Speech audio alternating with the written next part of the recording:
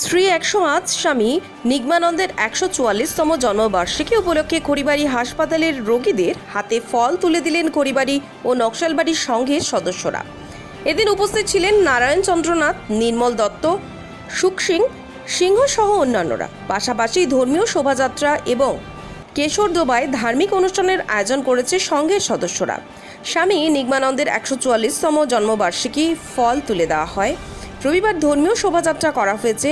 পাশাপাশি কেশরডোবায় ধার্মিক অনুষ্ঠানে সকলকে আসার আহ্বান জানান উৎসব কমিটির সভাপতি নারায়ণ চন্দ্রনাথ।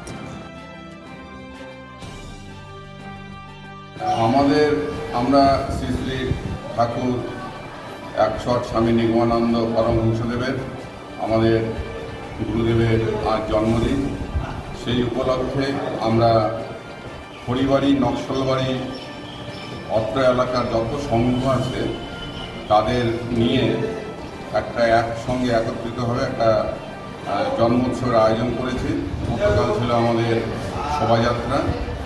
আজ আমরা হসপিটালে যারা ভর্তি আছে পেশেন্ট তাদের আমরা ফল দান করলাম এবং আজ সকাল থেকে আমাদের কেশরডোবা পিডব্লিউডি মোড়ে আমাদের ধর্মীয় অনুষ্ঠান শুরু হয়ে গেছে। 2টা থেকে ধর্মীয় অনুষ্ঠান।